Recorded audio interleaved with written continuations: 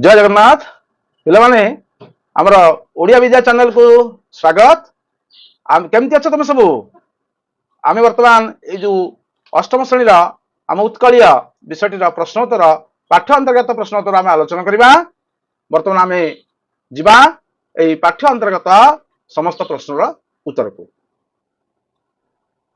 प्रथम अच्छी आस कविता को भल भाव आवृत्ति करवा, बुझा और उत्तर लिखा। यहाँ अच्छी प्रथम तेणु आम समस्ते कौन करवा, कविता को बारंबार पढ़ा और मन रखा। कारण कविता को जो मन न रखा तेरे आम बुझीपार। प्रत्येक जिनस को आम कवितार अर्थ बुझा, भल भाव पढ़ा, मन रखा, तापर आम उत्तर लिखा। ठीक अच्छे। अच्छा, प्रथम अच्छी मो बुझे क निम्नलिखित प्रश्न गुड़िकर ठीक उत्तर पाखरे तारा चिन्ह दबा।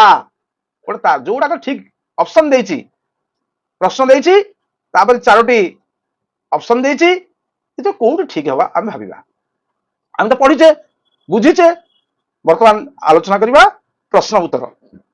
ए देश जातिर पूर्व कथा एई पादरे थिबा पूर्व, देख पिले एई पादरे थिबा पूर्व आ कथा, पूर्व कथा ए कथाटी रे केउ कथा प्रकाश करुछि? ऑप्शन गुडी कहला अतीतर गौरव कथा, ऐतिहासिक कथा, सृजनशील भाव, वैज्ञानिक चिंताधारा। बुझिपारछ बोले चारोटी देछि, तेणु ए चारोटी रु आमे कोउटी को उत्तर लिखिबा ना अतीतर गौरव कथा। एटा को अंडरलाइन करिबा। आमे ए प्रथम कहिछि जे हमर ए विषयटी ए देश जातिर पूर्व कथा ये अतीतर गौरव कथा होची बहन करुछि। बुझि परला? अच्छा, तापरे आमे 2 नंबर को जिबा। कवितार विषय वस्तु निम्नलिखित केउ प्रसंग उपरे आधारित होछि? बुझि परले पिले माने? कवितार विषय वस्तु निम्नलिखित केउ प्रसंग उपरे आधारित होछि? प्रसंग गुडी कोन ना देशर प्रगति, देशर अर्थनीति, देशर अलिभा कहानी आउ देश पाई उत्सर्गीकृत भावना। तेणु एइथिरे कोउटी ठीक आमे चिंता करिबा। यार उत्तरटी कौन ना कि कहबो? देशर प्रगतिटा ठीक ना अर्थनीति ना देशर अलिभा कहानी ना देश पाई उत्सर्गीकृत भावना? एथिरे कोउटिक आमे ठीक बोली आमे आलोचना करिबा ना देशर। देख पिले माने देश पाई उत्सर्गीकृत भावना, देश पाई उत्सर्गीकृत भावना एटा को अंडरलाइन करिबा। देश पाई उत्सर्गीकृत भावनाटी होछि संपूर्ण ठीक। देशर प्रगति हम नहीं, देशर अर्थनीति हम नहीं, देशर अलिभा कहानी हम नहीं, ये पई जो माने जो वीर मानकर देश पाई उत्सर्गीकृत होइछन से उत्सर्गीकृत कहानी भावना ठीक अछि। ठीक अछि। तापरे हमें आगो को जिबा। कोन अछि 3 नंबर को पळेबा। से पुआ महिमा हेबो की कली। एई पादरे से शब्द काहे की व्यवहृत होइछि? से शब्दटी से पुआ महिमा हेबो की कली, एई पादरे से शब्दटी कहा पई व्यवहृत होइछि? एक रे अछि बक्सी जगबंधु, धर्मपद, गोपबंधु, बाजीराउत। उत्तरटी कौन हबो? निश्चित भाव तुम जानिथिबो। से पुअर महिमा किए ना होचंती से आउ केहि नहंती, जे होचंती हमर गोपबंधु। बुझिपारलो? गोपबंधु को आमे अंडरलाइन करिबा। गोपबंधु बुझिपारलो?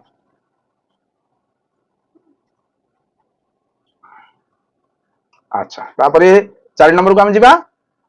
मुकती पथर सैनिक बोली कवितारे काहा को कहा जायछि? मुकती पथर सैनिक बुझि परछ तो? एटी काहा को कहा जायछि? ऑप्शन 1 चंदन हजूरी, 2 गोपबंधु, 3 धर्मा, 4 बाजीराउत। मुकती पथर सैनिक किए सेठी? प्रकृत से होछि किए ना एई 12 वर्षर एई बाजीराउत जे ढेंकानाळर बाजीराउत से होछि मुकती पथर सैनिक बोली कवितारे तांको ही बाजीराउत को कहा जायछि। बुझि परला? ବର୍ତ୍ତମାନ କାହିଁକି କୁହାଯାଇଛି ମୁକ୍ତିପଥର ସୈନିକ ବୋଲି ଖାଲି କହିଦେଲେ ହେବ ନାହିଁ ନା, କାରଣ ସେ ସ୍ୱାଧୀନତା ପାଇଁ ସେ ବୀରତାର ସହିତ ନିଜର ଜୀବନକୁ ବଳିଦାନ କରିଥିଲେ। ସେ ହେଉଛନ୍ତି ମୁକ୍ତି ପଥର ସୈନିକ। ତେଣୁ ଉତ୍ତରଟି ବାଜି ରାଉତ। ଠିକ ଅଛି। ବର୍ତ୍ତମାନ ଆମେ କଣ କରିବା, ତୁମର ସାଙ୍ଗମାନେ ଭିନ୍ନ ଭିନ୍ନ ଉତ୍ତର ବାଛି ଥାଇପାରନ୍ତି। ତୁମେ ଏହି ଉତ୍ତର ଗୁଡ଼ିକୁ କାହିଁକି ବାଛିବ ତାହା ତୁମ ସାଙ୍ଗମାନଙ୍କ ସହିତ ଆଲୋଚନା କରିବ। ତୁମ ସାଙ୍ଗମାନଙ୍କ ସହିତ ବସିବ, ଚର୍ଚ୍ଚା କରିବ ଯେ ଏଇ ଉତ୍ତର ଗୁଡ଼ିକ କାହିଁକି ଆମେ ବାଛିଛେ ହେଲା। ତେଣୁ ତମେ ବସିବ, ସାଙ୍ଗ ସାଙ୍ଗ ଭିତରେ ଆଲୋଚନା କରିବ, ଆଲୋଚନା କରିକି ଏଗୁଡ଼ିକ ତୁମ ଉପରେ କରିବ। ଠିକ ଅଛି। ତାପରେ କଣ ଅଛି ନା ଆଗେଇ ଯିବା, ଆମେ ମିଳିମିଶି ଯୋଡ଼ିବା। ଏଇ ଯୋଉ ମିଳିମିଶି ଯୋଡ଼ିବା ବା ମ୍ୟାଚିଂ, ଏଠି କଣ କରିବା, এই କବିତାରେ ମନୋନୀତ କିଛି ଧାଡି ପାଦ କ ସ୍ତମ୍ଭରେ ଦିଆଯାଇଛି। ସେହି ପଦ ଗୁଡ଼ିକର ଅର୍ଥ ବା ପ୍ରସଙ୍ଗ ଖ ସ୍ତମ୍ଭରେ ଦିଆଯାଇଛି। କ ସ୍ତମ୍ଭ ସହିତ ଖ ସ୍ତମ୍ଭର ଉପଯୁକ୍ତ ଅର୍ଥ ରେଖାଙ୍କିତ ଯୋଡ଼ିବା। ବୁଝିପାରିଲେ ତେବେ? ଦେଖ, ଏଥିରେ 4ଟି ଦିଆଯାଇଛି କ ସ୍ତମ୍ଭରେ, ଖ ସ୍ତମ୍ଭରେ ମଧ୍ୟ 4ଟି ଅଛି। এই କ ସ୍ତମ୍ଭ ସହିତ ଖ ସ୍ତମ୍ଭର କୋଉଟିକ ସ୍ତମ୍ଭ ମିଳନ କରିବା ଆମେ ଦେଖିବା। ବକ୍ସି ଜଗବନ୍ଧୁ ଚନ୍ଦନ ହଜୁରୀ ଗଲେଣି ଉଭଇ ଅମର ପଥେ, ଏକ ଅଛି। ତାପରେ ଅଛି ତୋଷାଳି ପ୍ରାନ୍ତରେ ଦିନେ ବହିଥିଲା ସମରେ ବୀରର ରକତ ନଈ। 3 ଅଛି ଦରିଦ୍ର ଜନର ବନ୍ଧୁ ଗୋପବନ୍ଧୁ ସେ ପୁଅ ମହିମା ହେବ କି କଳି। ତାପରେ 4 ଅଛି ବାଜି ରାଉତର ନାଁ ଲୁଚି ନାହିଁ ମୁକତା ପଥର ସୈନିକ ସେହି। ଖ ସ୍ତମ୍ଭରେ ଅଛି ଦରିଦ୍ର ଜନର ବନ୍ଧୁ ଗୋପବନ୍ଧୁଙ୍କ ମହିମା କାହାରି ଛାତିରେ କଳି ହେବ ନାହିଁ। ତୋଷାଳି ପ୍ରାନ୍ତରେ ରକ୍ତର ନଦୀ ପ୍ରବାହିତ ହୋଇଥିଲା। ମୁକ୍ତି ପଥର ସୈନିକ ବାଜି ରାଉତର ନାଁ ଏବେ ବି ଲୁଚି ଯାଇ ନାହିଁ। ବକ୍ସି ଜଗବନ୍ଧୁ ଚନ୍ଦନ ହଜୁରୀ ସ୍ୱାଧୀନତା ସଂଗ୍ରାମ କରି ଅମର ହୋଇଛନ୍ତି। ତେଣୁ ଏଠି ବକ୍ସି ଜଗବନ୍ଧୁ ଚନ୍ଦନ ହଜୁରୀ ଯୋଉ ଅଛି, ଏଇଠି ଏଇଟାକୁ ଆମେ କୋଉଠି ଲେଖିବା ନା ଏଇଠିକି ପଳେଇ ଆସିବା ସିଧା 4 ନମ୍ବରକୁ। ବକ୍ସି ଜଗବନ୍ଧୁ ଚନ୍ଦନ ହଜୁରୀ ଗଲେଣି ଉଭୟେ ଅମର ପଥେ। ବକ୍ସି ଜଗବନ୍ଧୁ ଚନ୍ଦନ ହଜୁରୀ ସ୍ୱାଧୀନତା ସଂଗ୍ରାମ କରି ଅମର ହୋଇଛନ୍ତି। ଠିକ ଅଛି। ଆଚ୍ଛା, ତାପରେ ତୋଷାଳି ପ୍ରାନ୍ତରେ ରକ୍ତର ନଦୀ ପ୍ରବାହିତ ହୋଇଥିଲା। ତୋଷାଳି ପ୍ରାନ୍ତରେ ଦିନେ ରହିଥିଲା ସମର ବୀରର ରକ୍ତ ଭୂମି। ଏଇଠି 2 ନମ୍ବରଟା ଅଛି।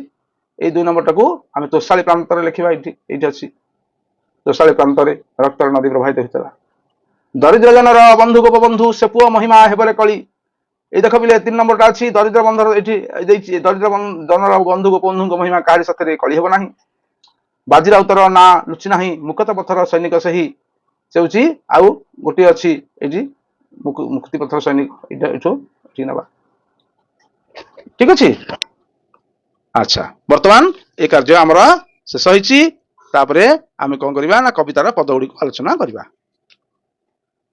କବିତାର ପଦ ଗୁଡ଼ିକୁ ବର୍ତ୍ତମାନ ଆମେ ଆଲୋଚନା କରିବା। ଆଚ୍ଛା, କଣ କୁହାଯାଇଛି ଏଠି ନା କବିତାର କିଛି ପଦ ଦିଆଯାଇଛି। ସେଗୁଡ଼ିକୁ ଭଲ ଭାବରେ ପଢି ବୁଝି ଭାବି ଓ ସାଙ୍ଗମାନଙ୍କ ସହିତ ଆଲୋଚନା କରି ଆମେ କଣ କରିବା ନା ଉତ୍ତର ଲେଖିବା। ଆଚ୍ଛା, କଣ ଦେଇଛି ପ୍ରଥମେ ପାଇକ ପୁଅର ଗାରିମା। ପାଇକ ପୁଅର ଗାରିମା ଯାଥିଲା ସ୍ୱାଧୀନତା ଯୋଗେ ଦେଲା ଆହୁତି। ସେ ଜାତି ଦାୟାଦ ଆମରେ ସରବେ ବୋଳି ହେବା ଅଙ୍ଗେ ସେହି ବିଭୂତି।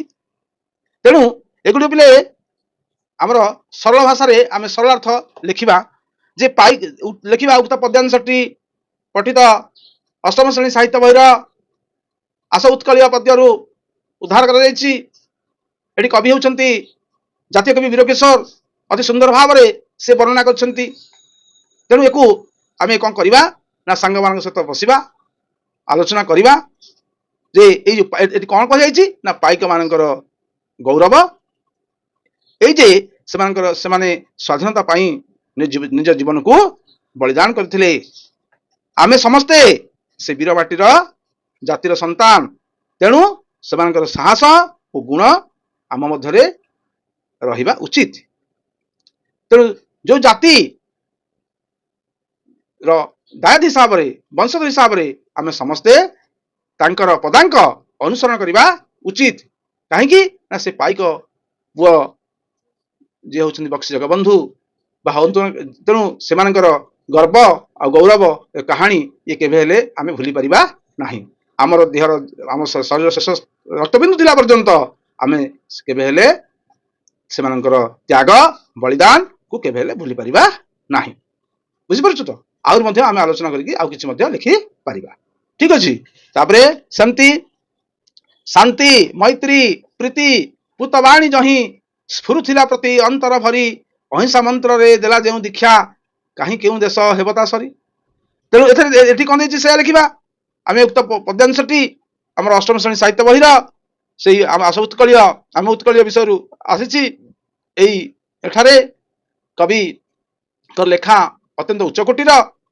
कवि एठी कौन करछंती ना आम देश रे शांति मित्रता और प्रेमर भाव को से लोक मान मन में केमती भरी ताहा मते वर्णना करछंती। एठी अहिंसा उपरे गुरुत्व प्रदान कर जायछि। एटा अहिंसा शिक्षा दिया जाउथला।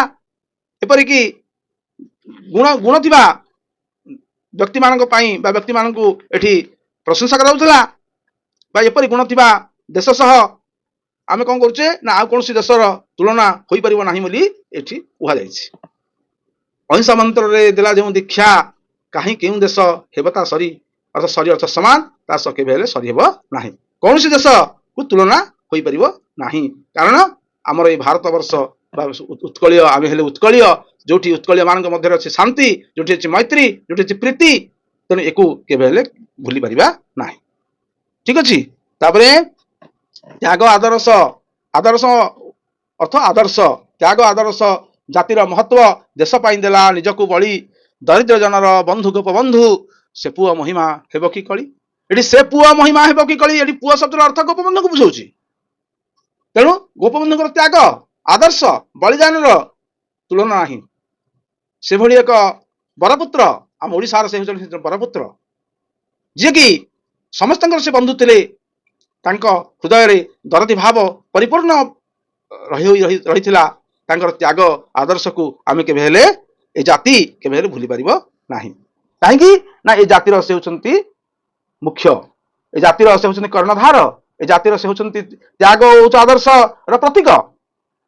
तेणु गोपबंधु दास जे कि निजकू बलिदान करथिले एवं दरिद्र मानक पाई से प्रकृत रे थिले बंधु तांकर महिमा केबे हेले कोन होची ना कमिबो नाही। से सदाबेले आज से मरी जाइथिले मध्य ए जाति ए देश तांको सदा सर्वदा मन रखिबो। काहेकि ना जातस्य ध्रुव मृत्यु जन्म हेले तो मरिबा निश्चित किंतु कीर्ति जस्यम सजीवती तांकर कीर्ति तांकर भल काम तांको आज आमे गोपबंधु को कहीं देखिने किंतु तांकर कार्य आज तांको सबुदिन पाई मन पकेइबो एथिरे तिले मात्र संदेह नाही।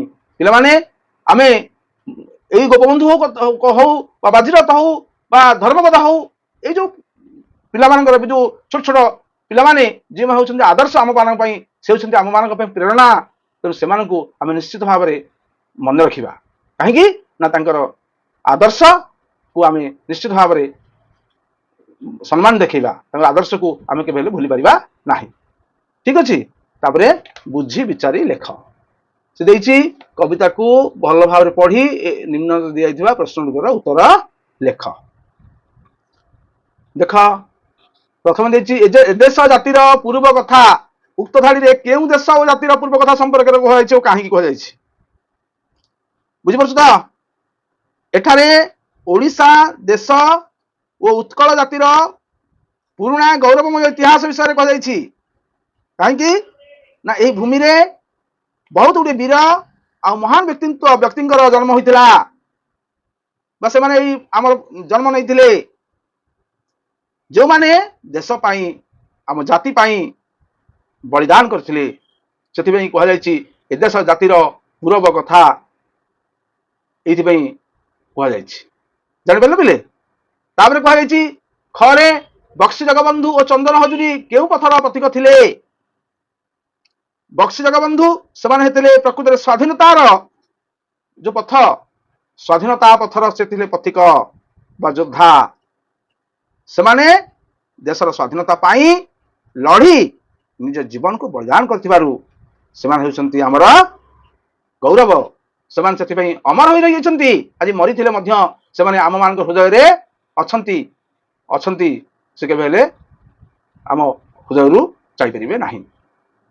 तापर अच्छी ग से जाति दायाद आमे तो सरबे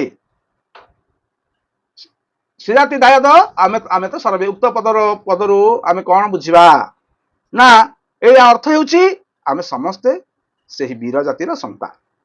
ଆମେ ସମସ୍ତେ ବୀର ଜାତିର ସନ୍ତାନ।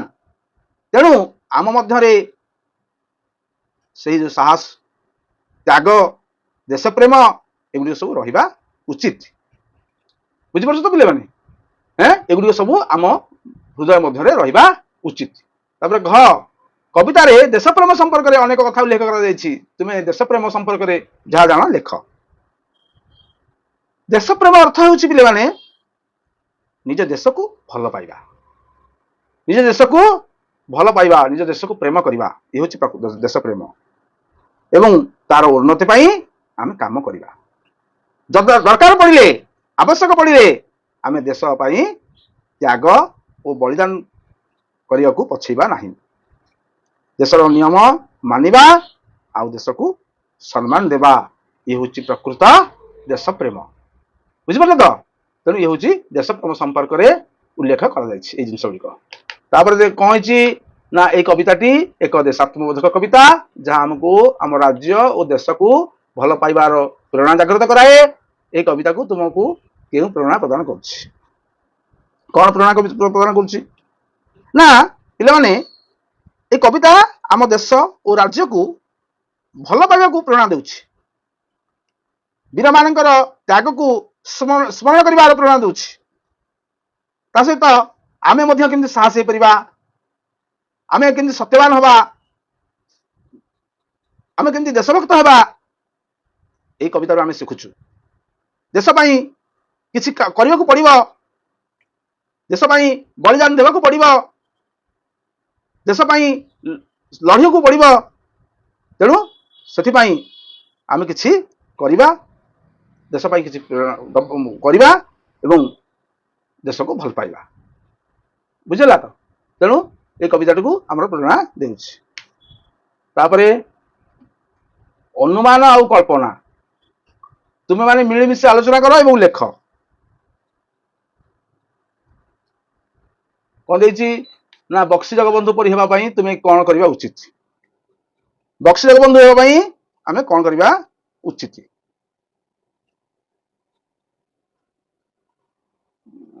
ଆଚ୍ଛା ପିଲାମାନେ, ଆମେ এই ବକ୍ସି ଜଗବନ୍ଧୁ ପାଇଁ ବା ବକ୍ସି ଜଗବନ୍ଧୁ ହେବା ପାଇଁ ଆମେ ସାହସୀ ହେବା, ଦେଶପ୍ରେମୀ ହେବା, ନିଷ୍ଠାବାନ ହେବା ଉଚିତ। କାହିଁକି? ଅନ୍ୟାୟ ବିରୁଦ୍ଧରେ ଆମେ ଯଦି ପ୍ରତିବାଦ ନ କରିବା, ଅନ୍ୟାୟ ବିରୁଦ୍ଧରେ ପ୍ରତିବାଦ କରିବା, ଦେଶ ପାଇଁ ତ୍ୟାଗ କରିବା, ତାହେଲେ ଆମେ କଣ ହବା ନା ବକ୍ସି ଜଗବନ୍ଧୁ ପରି ହୋଇପାରିବା। ବୁଝିପାରିଲ ତ? ତାପରେ ନିଜକୁ ପାଇକ ପୁଅ ଭଳି ଦେଶ ସେବା ପାଇଁ କଣ କରିପାରିବା? ପାଇକ ପୁଅ ଭାବି ଆମେ କଣ କରିବା ନା ଦେଶକୁ ସୁରକ୍ଷା କରିବା। କଣ କରିବା? ପାଇକ ପୁଅ ଭାବି ଆମେ ଦେଶକୁ ସୁରକ୍ଷା କରିବା, ଶିଷ୍ଟାଚାର ରଖିବା ଓ ଦେଶର ମଙ୍ଗଳ ପାଇଁ ଆମେ କଣ କରିବା ନା କାମ କରିବା। ତାହେଲେ ହେଇପାରିବ। ଗ, କେଉଁ କାର୍ଯ୍ୟ ଜଣେ ବ୍ୟକ୍ତିଙ୍କୁ ଅମର କରିଥାଏ? ପିଲାମାନେ ଗୋଟେ ସୁନ୍ଦର ପ୍ରଶ୍ନ। କେଉଁ କାର୍ଯ୍ୟ ଆମକୁ ବ୍ୟକ୍ତିକୁ ଅମର କରିଥାଏ? କଣ ତମେ ଜାଣିଥିବ ଯେ ଆମର ପ୍ରଥମ ଜିନିଷ ହେଲା ତ୍ୟାଗ। ଦେଶ ପାଇଁ ତ୍ୟାଗ, ସତ୍ କାର୍ଯ୍ୟ ବା ଭଲ କାର୍ଯ୍ୟ ବା ଉତ୍ତମ କାର୍ଯ୍ୟ ଓ ଲୋକମଙ୍ଗଳ, ଲୋକମାନଙ୍କର ମଙ୍ଗଳ ପାଇଁ ଆମେ କାମ କରିବା। କାହାର କେବେ ହେଲେ ଅପକାର ଚିନ୍ତା କରିବା ନାହିଁ, ଅପକାରୀର ମଧ୍ୟ ଉପକାର କରିବା। ତାହେଲେ କଣ ହବ ନା ଜଣେ ବ୍ୟକ୍ତିଙ୍କୁ, ଗୋଟେ ବ୍ୟକ୍ତିର ଏହି କାର୍ଯ୍ୟ ଗୁଡ଼ିକ ସବୁ ଅମର କରିଥାଏ। ବୁଝିଲା ତ?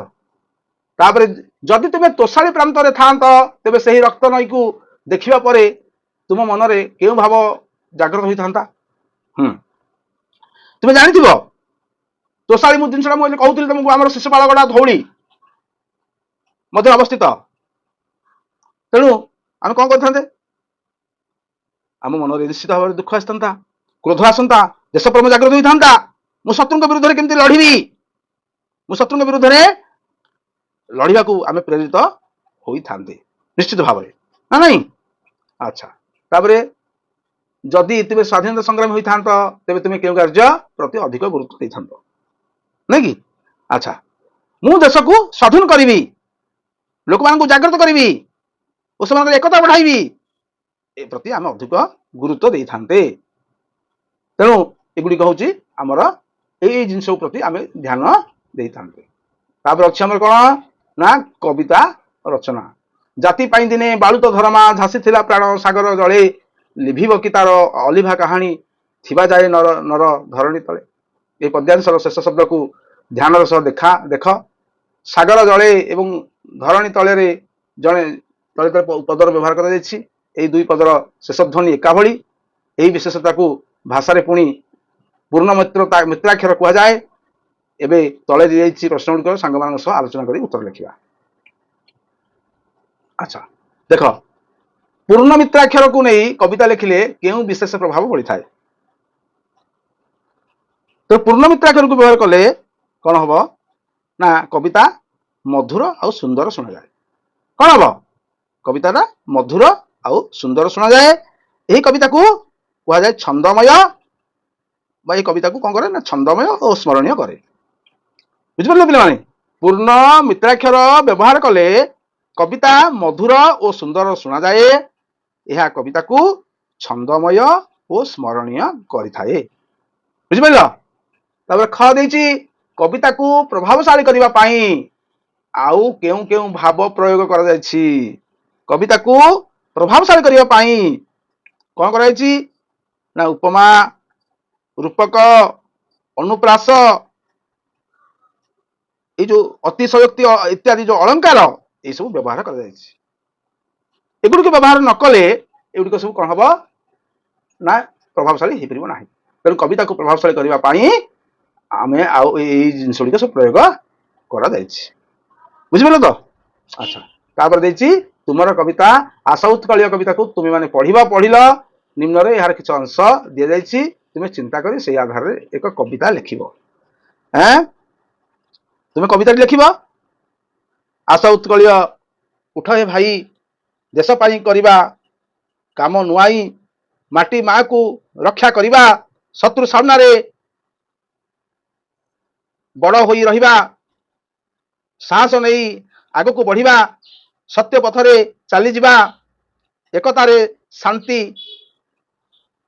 जोटा कि आमर रहा दरकार उत्कलर नाम सदा उज्जवल हो जिन गुड़िक आम लिखा बुझिपार तो पे आशा उत्कलीय शुण सर्वे मिली एदेश जातिर पूर्व कथा स्मरणे जार गरबे ताहार तोहर आपे आपे आपे नई पड़ मथा तेणु आशा उत्कलीय उठे भाई देश पाई करवा काम नुआई माटी माँ को रक्षा करवा शत्रु सामने दृढ़ हो रहा साहस नहीं आग को बढ़िया सत्य पथरे चली जा एकतार शक्ति आमर रहे एवं उत्कल नाम सदा उज्जवल होता है बुझे तो पे तेणु तापर कौन रही भाषा विचार शब्द सह जोड़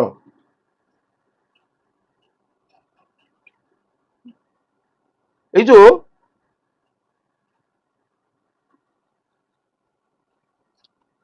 देख तुम सांग मैंने सब मिसी आलोचना कर तले दे खाली स्थान में धरणी शब्द गुड़ लिखा अच्छा धरणी कौन देती ना समार्थबोधक शब्द ये धरणी है कौन ना आम जो बसुचु पृथ्वी यहाँ पृथ्वी तेणु तेणु ये धरणी समार्थबोधक शब्दर अर्थ आम कौन लिखा ना पृथ्वी ये लिखा पृथ्वी जो ग्रह में बस करुचु यहाँ भूमि जमीबा माटी यहाँ माटी धरतीर मूल अंश यहाँ वसुंधरा आम संपद भर जाइए पृथ्वी एवं यहाँ पृथ्वी जोटा कि पृथ्वी अनेक अंश अन्न नाम है धरित्री धरणी पृथ्वी माटी ये भाव पृथ्वी समचारित शब्द आम कर बुझिपारे तो पे दिखाई कौन ना गद्य रूप लिख जमी पूर्व पूर्व सेमती गरबे आम कौन लिखा गरबे बुझिपारे तो सरबे सर्वे ରକତ ରକ୍ତ। ବୁଝିପାରିଲ? ଆଦର୍ଶ ଆଦର୍ଶ। ତର୍ପଣ ତର୍ପଣ। ବୁଝିଲା? ତେଣୁ ଏଗୁଡିକ ସବୁ ତାର ଗଦ୍ୟ ରୂପ, ପଦ୍ୟ ରୂପ ଦେଇଛି, ଆମେ ତାକୁ ଗଦ୍ୟ ରୂପରେ ପରିଣତ କରିବା। ବୁଝିପାରୁଛ ତ? ଆଚ୍ଛା, ଆଦର୍ଶ ଆଦର୍ଶ, ଗରବେ ଗର୍ବେ, ସରବେ ସର୍ବେ। ବୁଝିପାରିଲ ତ? ଗରବେ ଗର୍ବେ ଅର୍ଥ ଗର୍ବ ସହିତ ବା ଗୌରବରେ। ତାପରେ ସରବେ ଅର୍ଥ ସମସ୍ତେ ବା ସବୁଠୁ, ସର୍ବେ। ଆଦର୍ଶ ଆଦର୍ଶ, ଏଗୁଡା ସବୁ ତାର ଅଛି। ଆଚ୍ଛା, ତାପରେ ଗ ନମ୍ବର, କାଳ ସମୟ ବିଚାର। କାଳ ପରିବର୍ତ୍ତନର ପୂର୍ଣ୍ଣ ଅର୍ଥ। ପାଇକ ପୁଅର ଗାରିମା ଯାଥିଲା। କାଳ ପରିବର୍ତ୍ତନର ପୂର୍ଣ୍ଣ ଅର୍ଥ ହଉଛି ଅତୀତ କାଳ। ପିତୃପୁରୁଷଙ୍କୁ ଦିଆଯାଉଥିବା ଯୋଉଟାକ କାଳ ପରିବର୍ତ୍ତନ, ଏଠି ଆମେ କହୁଛେ ଯେ ଅତୀତ କାଳ ହେଲା କାଳ ପରିବର୍ତ୍ତନର ପୂର୍ଣ୍ଣ ଅର୍ଥ ହେଲା ଏଠି କଣ ନା ଅତୀତ କାଳ। ପାଇକ ପୁଅର ଗାରିମା ଯାଥିଲା ହେଲା। ଆଚ୍ଛା, ପୂର୍ବ ପୁରୁଷ ମାନଙ୍କ ଭିତରେ ଗାରିମା ଏଠି ଥିଲା। ତାପରେ ଦେଇଛି ତୋଷାଳୀ ପ୍ରାନ୍ତରେ ଦିନେ ବହିଥିଲା। ତୋଷାଳୀ ପ୍ରାନ୍ତରେ ଦିନେ ବହିଥିଲା ଅଛ ଗତ ଦିନରେ ତୋଷାଳୀ ପ୍ରାନ୍ତରେ କଣ ଘଟଣା ଘଟିଥିଲା ବା ରକ୍ତ ବହିଥିଲା। ଏଟା ହେଲା ବର୍ତ୍ତମାନ କାଳ, ପ୍ରେଜେଣ୍ଟ ହେଲା।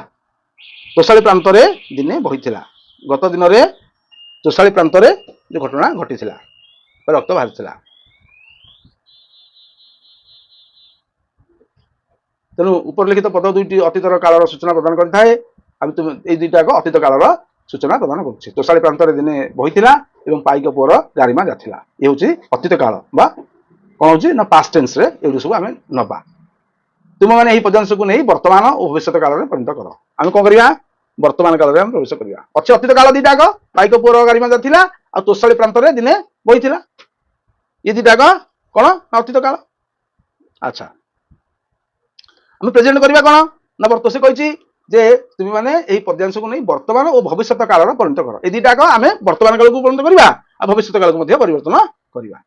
ଆଚ୍ଛା, ବର୍ତ୍ତମାନ କାଳ କଣ ହବ ନା ଗତ ଦିନରେ ବା ବର୍ତ୍ତମାନ କାଳ ପାଇକ ପୁଅର ଗାରିମା ଯାଉଛି। ବର୍ତ୍ତମାନ ପାଇକ ମାନଙ୍କର ଗାରିମା ଚାଲିଛି, ରହିଛି।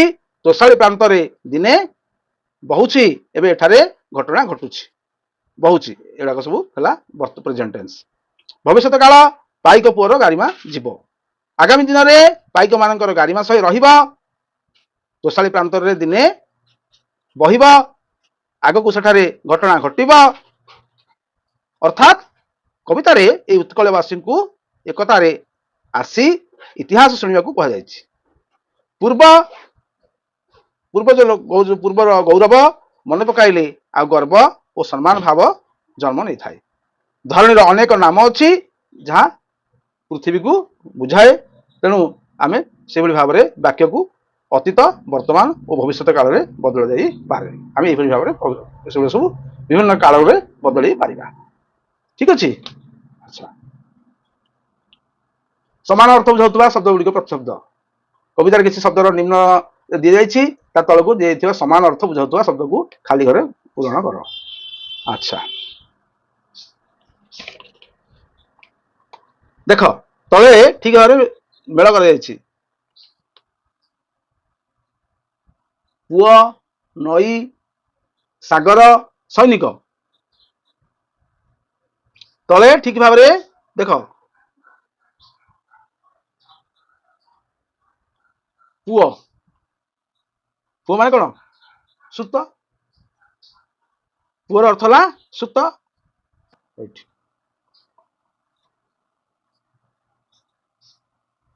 ତାପରେ ନଈ, ନଈର ନଦୀ। ସାଗର, ଏଠି କଣ ହବ ନା ବଡ ଜଳରାଶି।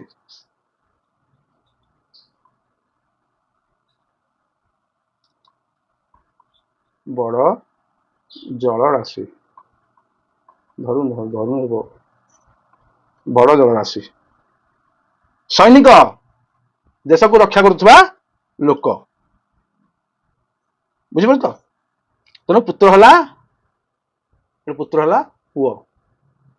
ପୁତ୍ର ହେଲା ପୁଅ।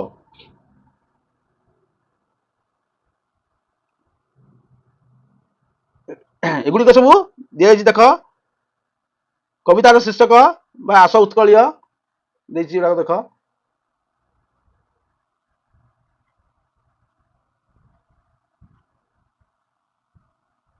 ଏହାର ଅର୍ଥ ସେ ଦେଇଛି ଏହି ଆସ ଉତ୍କଳୀୟ ଶୁଣି ସର୍ବେ ମିଶି ଏ ଦେଶ ଜାତିର ପୂର୍ବ କଥା। ଏହି କବିତାର ଶୀର୍ଷକ ଆସ ଉତ୍କଳୀୟ ଅନେକ ସମୟରେ କବିମାନେ କବିତାର ଶୀର୍ଷକ ଭାବରେ ବ୍ୟବହାର କରିଥାନ୍ତି। ଏଇଭଳି ଯଦି ତୁମେ କବିତାକୁ ଅନ୍ୟ କୋଉଠି କବିତାର ଶୀର୍ଷକ ଭାବରେ ବାଛିବ, ତେବେ କାହିଁକି ବାଛିବ ଲେଖ। ଆଚ୍ଛା, ଏହାର ଅର୍ଥ ହଉଛି ଯେ ଉତ୍କଳବାସୀ ମାନେ ଆସ ଓ ଏକାଠି ହୁଅ। ମୁଁ ବାଛିବି ଏ ଦେଶ ଜାତିର ପୂର୍ବ କଥା। କାହିଁକି ନା ଏହି ଧାଡିରେ କବିତାର ମୁଖ୍ୟ ଭାବ ରହିଛି। ଏହା ଦେଶର ଇତିହାସ ଓ ଗୌରବକୁ ଦେଖାଏ। ସେଥିପାଇଁ ଏହାକୁ ଶୀର୍ଷକ ଭାବରେ ବାଛିବା ଭଲ। ତେଣୁ ପ୍ରତ୍ୟେକ ଶବ୍ଦର ଅନେକ ଅର୍ଥ ସମାନ ଅର୍ଥ ଥାଏ। ତେଣୁ କବିତାର ଶୀର୍ଷକ ମୁଖ୍ୟ ଭାବକୁ ଦେଖାଏ। ଅନ୍ୟ ଧାଡିକୁ ମଧ୍ୟ ଶୀର୍ଷକ କରିପାରିବା ଯଦି ସେଥିରେ ମୁଖ୍ୟ ଅର୍ଥ ରହିଥିବ। ବୁଝିଲ ତ? ତାପରେ ଏଟା ପାଠ୍ୟ ବହିର୍ଭୂତ କଣ ଦେଇଛି, କିଛି ଚିତ୍ର ତଳେ ଦିଆଯାଇଛି। ଯେଉଁ ଚିତ୍ର ଗୁଡିକ ତୁମେ ମାନେ ଦେଶ ପ୍ରେମ ଆଧାରକ ବୋଲି ଭାବୁଛ ତାପରେ ଠିକ ଚିହ୍ନ ଦିଅ। ପାଠ୍ୟ ବହିର୍ଭୂତ ଏଟା ସବୁ ପାଠ୍ୟରେ ନାହିଁ, କିନ୍ତୁ ଏଗୁଡିକ ସବୁ ତୁମେ ମାନେ ନିଜେ କଳ୍ପନା କରି ନିଜେ କରିବ। ସବୁ ଜିନିଷ ଖାଲି କୁହାଯାଇ ପାରିବ ନାହିଁ। ତମେ ଏଇଟା ତମକୁ ହୋମୱାର୍କ ଦିଆଗଲା, ତମେ ନିଜେ କରିବ। ତଳେ କିଛି ଚିତ୍ର ଅଛି, ସେ ଚିତ୍ର ଦିଆଯାଇଛି। ତେଣୁ କୋଉଗୁଡ଼ିକ ଦେଶ ପ୍ରେମ ଆଧାରିତ ଏଇଟା ତମେ ସବୁ ଠିକ ମାରିବ। ବୁଝିପାରିଲ ତ? ଆଚ୍ଛା, ତାପରେ ଆମର ଅସ୍ତ୍ରଶସ୍ତ୍ର। ପାଇକ ପୁଅର ଗାରିମା ଥିଲା ସ୍ୱାଧୀନତା ଜାଗେ ଦେଲା ଆହୁତି। ସୈନିକମାନେ ଦେଶର ସୀମାକୁ ସୁରକ୍ଷା ଦେବା ପାଇଁ ବନ୍ଧୁକ, ତୋପ, ଖଣ୍ଡା ଇତ୍ୟାଦି ବ୍ୟବହାର କରନ୍ତି। ସେହିଭଳି ନିମ୍ନଲିଖିତ ବ୍ୟକ୍ତିମାନେ ସେମାନଙ୍କ କାର୍ଯ୍ୟ ସମ୍ପାଦନ କରିବା ପାଇଁ କଣ ବ୍ୟବହାର କରନ୍ତି? ଆଚ୍ଛା, କଣ ବ୍ୟବହାର କରନ୍ତି ଆମେ ଦେଖିବା। କବିମାନେ କଣ ବ୍ୟବହାର କରନ୍ତି? କବିମାନେ କଣ ବ୍ୟବହାର କରିବେ?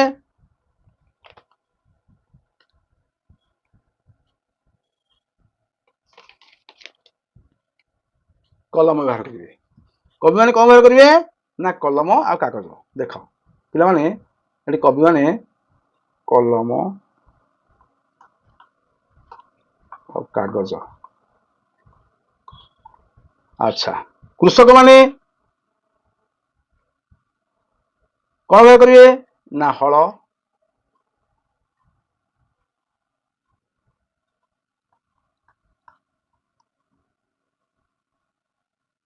ଟ୍ରାକ୍ଟର,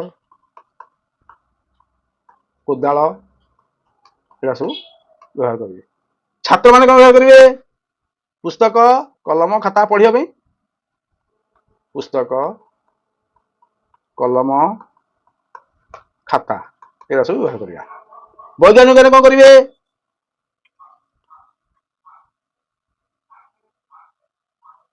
ବୈଜ୍ଞାନିକ ମାନେ କଣ ବ୍ୟବହାର କରିବେ? ନା ଏଇ ଦେଖ ପିଲାମାନେ, କବି, କୃଷକ, ଛାତ୍ର, ବୈଜ୍ଞାନିକ, ଡାକ୍ତର, ବିଜ୍ଞାନ ସମ୍ବନ୍ଧୀୟ ଜିନିଷ ସବୁ। ବୈଜ୍ଞାନିକ ମାନେ ସବୁ ବିଜ୍ଞାନ ସମ୍ବନ୍ଧୀୟ ଜିନିଷ ସବୁ ବ୍ୟବହାର କରିବେ। ଡାକ୍ତର ମାନେ କଣ କରିବେ? ନା ଔଷଧ,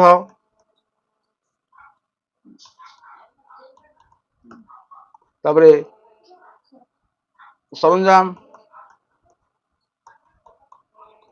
ତାପରେ ଷ୍ଟେଥୋଗ୍ରାଫ, ରୋଗୀଙ୍କୁ ଦେଖିବା ପାଇଁ ଷ୍ଟେଥୋଗ୍ରାଫ, ଏଗୁଡ଼ା ସବୁ ବ୍ୟବହାର କରିବେ।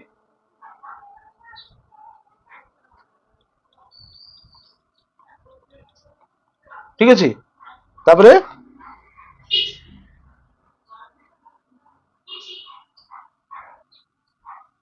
ତୁମ ଭାଷା ଓ ଗୀତ।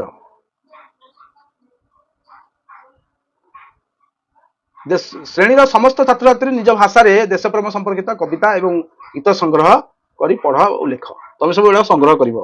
ମୋ ଦେଶ ପାଇଁ ମୋ ଗର୍ବ ହେଲା, ଦେଶପ୍ରେମ କାହାଣୀ, କବିତା, ଏଗୁଡ଼ା ସବୁ ତମେ ନିଜେ ନିଜେ ସଂଗ୍ରହ କରିବ ଆଉ ପଢିବ। ତୁମମାନଙ୍କ ପାଠ ଦିଆଯାଇଥିବା ଯେକୌଣସି ଗୋଟିଏ ଦେଶାତ୍ମବୋଧକ ଗୀତକୁ ନେଇ ଶ୍ରେଣୀ ଗୃହରେ ଅଭିନୟ କର। তুমি ମଧ୍ୟ ଅଭିନୟ କରିବ ନିଜେ ନିଜେ ଅଭିନୟ କରିବ ସେଟା ତୁମ ଉପରେ ଛାଡ଼ି ଦିଆଗଲା। ଯେମିତି ଏମାନଙ୍କର ବନ୍ଦେ ମାତରମ୍ କିମ୍ବା ଅନ୍ୟ ଦେଶ ପ୍ରେମ ଗୀତ ଅଛି, ଆମେ ସବୁ ବିଦ୍ୟାଳୟର ଫଙ୍କସନ୍ ମାନଙ୍କରେ ସବୁ ଗାଉଛେ ନାଚୁଛେ, ସେମିତି ତମେ ସବୁ ଅଭିନୟ କରିକି ନାଚିବ ହେଲା। ତାପରେ ତ୍ରିରଙ୍ଗା ପତାକା ବା ଜାତୀୟ ପତାକା ଦେଶର ଗର୍ବ ଆଉ ଗୌରବ। ଯେକୌଣସି ଦିନ ଶୋଇବା ପୂର୍ବରୁ ତୁମମାନେ ସମସ୍ତେ ଦିନଚର୍ଯ୍ୟା ମନେ ପକାଅ, ଭାବ ସେ ତୁମର କେଉଁ କାର୍ଯ୍ୟ ଜାତୀୟ ପତାକାକୁ ଖୁସି କରୁଛି ଓ କେଉଁ କାର୍ଯ୍ୟ ଜାତୀୟ ପତାକାକୁ ଦୁଃଖ ଦେଉଛି। ଜାଣିପାରୁଛ ପିଲାମାନେ, ଜାତୀୟ ପତାକା ଦେଶ ଆଉ ଗର୍ବ ଆଉ ସମ୍ମାନର ପ୍ରତୀକ। ଆମେ ଭଲ କାମ କଲେ ପତାକା ଖୁସି ହୁଏ, ଯଦି ଖରାପ କାମ କରିବା ପତାକା ଦୁଃଖିତ ହୁଏ। ଉଦାହରଣ, ଭଲ କାମ ପତାକା ଖୁସି, ତାକୁ ସଫାସୁତୁରା ରଖିବା, ବଡ଼ମାନଙ୍କୁ ସମ୍ମାନ ଦେବା, ଦେଶକୁ ଭଲ ପାଇବା। ଖରାପ କାମ ହେଲା କ'ଣ ନା ତାକୁ କାହା ସାଙ୍ଗରେ ଝଗଡ଼ା କରିବା, ଦେଶକୁ ଅସମ୍ମାନ କରିବା, ଏଇଗୁଡ଼ା ସବୁ ହେଲା ଜାତୀୟ ପତାକାକୁ ଏଗୁଡ଼ା ସବୁ ଦୁଃଖ ଦବ। ତାପରେ ତୁମେ ଦେଶ ପ୍ରେମ ମୂଳକ କବିତା ଆସ ଉତ୍କଳୀୟ ପଢିଛ। ଏବେ ବିପିନ ବିହାରୀ ରାଉତଙ୍କ ଦେଶାତ୍ମକତାର ସେବା ସମ୍ମିଳିତ ଯେଉଁ ଦେଶରେ ଗଙ୍ଗା ବହି କବିତାକୁ ଭଲ ଭାବରେ ପଢ ଓ ମନେ ରଖିବ। ଏଗୁଡ଼ିକ ସବୁ ଆମେ ନିଜେ ପଢିବା ଆଉ ମନେ ରଖିବା। तो फ्रेंड्स आपण माने जदी नोट्स पाइबा पई चाहुचंती, फ्री रे नोट्स पाइबा पई चाहुचंती, ताहाले आपण जो वीडियो वर्तमान देखुचंती तार डिस्क्रिप्शन बॉक्स को जिबे। ओके, देन गोटे लिंक थिबो लिखाई थिबो free notes available here. Okay, गोटे रेड कलर चिन्ह दिया होतबो हैला, से लिंक ऊपर क्लिक कला पारे आपण को गोटे व्हाट्सएप चैनल खोलिबो, हमर ओडिया विद्या ऑफिशियल व्हाट्सएप चैनल खोलिबो, लिखाई थिबो तळकू व्यू इन व्हाट्सएप।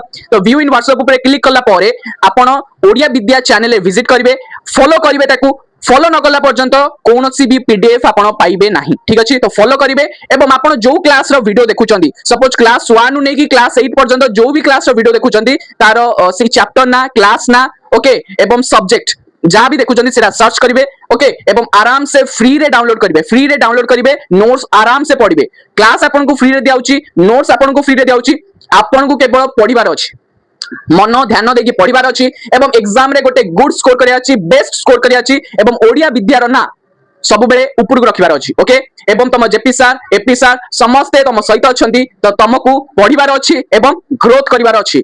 ओके, जदि वीडियो को लाइक करना गोटे लाइक करो एवं गोटे तमर बेस्ट फ्रेंड सहित शेयर करो वीडियो को। ओके, सेमान को भी सुजोग दियो ओडिया विद्या रो पढ़िबा पई एवं चैनल को जदि सब्सक्राइब करना ताले कोन करछो यार जल्दी करो। ओके, तो जय हिंद, वंदे मातरम।